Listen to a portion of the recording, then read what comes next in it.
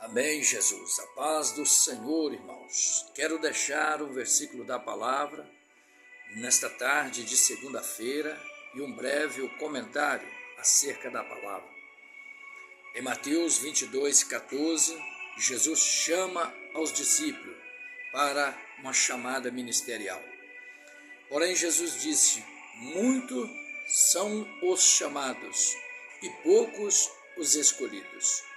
Muitos são os chamados e poucos os escolhidos. Aqui está falando de chamada ministerial, de homens, mulheres, porque Jesus não faz exceção se é homem ou se é mulher que vai estar fazendo a obra.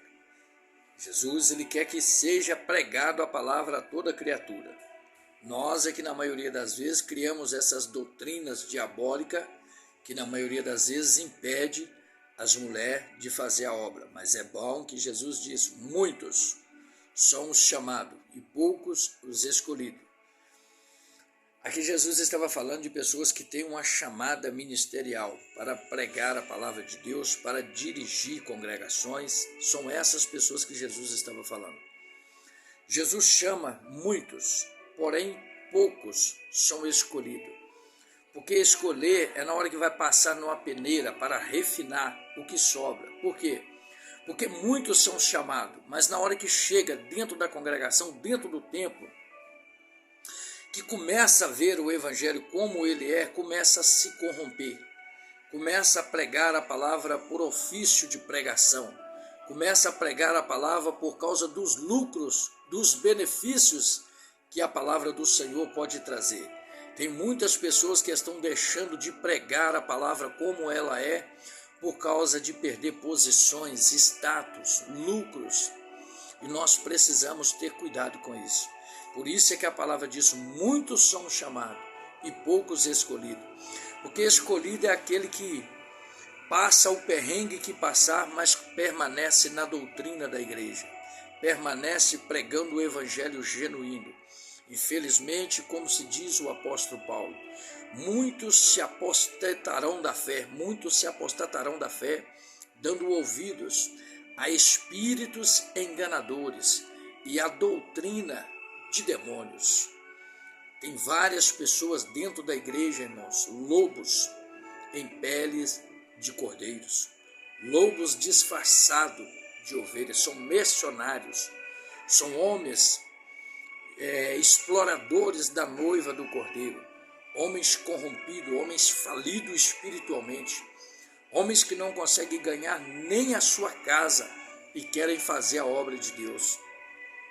E a Bíblia é clara quando ela diz: põe em ordem a tua casa, que tu morrerás e não viverás. Quando a Bíblia fala põe em ordem a tua casa, a Bíblia não está falando da casa de Deus, as quatro paredes ali onde você se reúne, não. Ela está falando da sua casa. Ela está falando da sua família. Você está com a família toda desordenada e quer pregar para os outros. Você quer viver uma doutrina que você não tem ela dentro de casa. Aonde as pessoas me conhecem que eu sou crente? Na cidade aonde eu moro, no bairro aonde eu moro. É o meu vizinho da direita, o vizinho da esquerda, são os meus filhos, são a minha esposa que dará testemunho de se eu sou crente ou não. Não é o mundo que vai dar testemunho. O primeiro testemunho meu tem que ser dentro de casa. Como eu sou pai, como eu me comporto. Será que se chegar na minha casa de surpresa, como eu estou vestido? O que eu falo se alguém chegar na minha casa de surpresa? A mesma boca que sai a palavra de Deus pregando o evangelho para as pessoas, o que tem saído? O que tem de pessoas magoado, machucado dentro das igrejas por causa de homens sem compromisso, homens despreparados. Estão levantando homens das fornadas como se fosse no fogão a lenha levado para assar. E não é assim que funciona.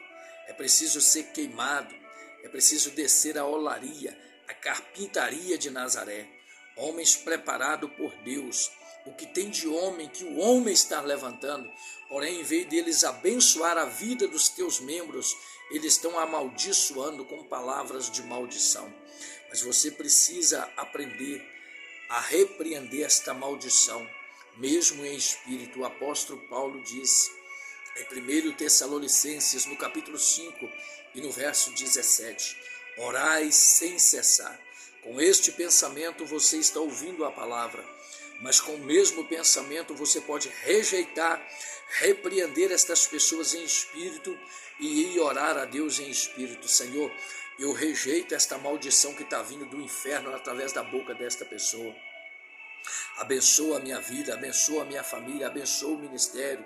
Meu Deus, corta o arco, quebra agora esta maldição que está sendo lançada sobre a minha vida, sobre a minha família, sobre a minha chamada. Infelizmente são pessoas despreparadas, são homens desqualificados. Deus, ele é mestre de pegar pessoas despreparadas e colocar em ambientes preparados. Mas o homem é mestre de pegar pessoas despreparadas e colocar em ambientes despreparados também, para que ali vira bagunça. Mas Deus não, Deus faz as coisas tudo certo.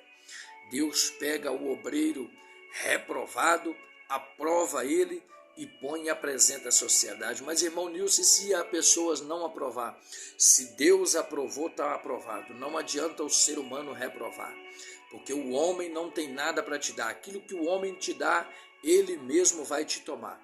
Mas se Deus te chamou, vai nesta fé. Não ouve a voz de homem, ouve a voz de Deus. Acredita no seu potencial. A primeira coisa que você precisa para pregar a palavra de Deus é acreditar em você mesmo. É colocar a chamada no peito e dizer, Deus, eu acredito no que o Senhor tem para mim de melhor. E fazer a obra de Deus. Vai em paz e pregue a palavra de Deus. Não dá ouvido a estas pessoas desqualificadas, estas pessoas que só querem os benefícios, os lucros. Eu não estou dizendo que você não deve dizimar, que você não deve ofertar. Você tem o seu compromisso com Deus e com a sua igreja. Você deve ser fiel primeiramente a Deus e à sua congregação. O crente, ele tem que ser dizimista sim. Ele tem que contribuir na casa de Deus. Porque a Bíblia diz que o trabalhador é digno do seu salário. O obreiro que está fazendo a obra precisa de manutenção. É uma lâmpada que queima, é uma zeladora, é um aluguel, até mesmo o salário do obreiro. Tudo isso tem que sair das contribuições da casa de Deus. Não pensa você que eu prego contra a contribuição, não. A contribuição é justa, você tem que contribuir. Quando você devolve, nunca fala, eu estou pagando o dízimo. Não, você está devolvendo aquilo que o Senhor te deu. É por isso que você precisa ouvir pessoas que têm um potencial, que são mais capacitadas do que você. Porque senão você não tem nada de aprendizado. Você precisa aprender com pessoas que têm mais experiência do que você. Nunca ouve pessoas que não oram. Porque pessoas que não oram não tem nada para te passar. Lembra que Adão caiu pecando e Jesus subiu orando. Pai, perdoa eles, eles não sabem o que faz.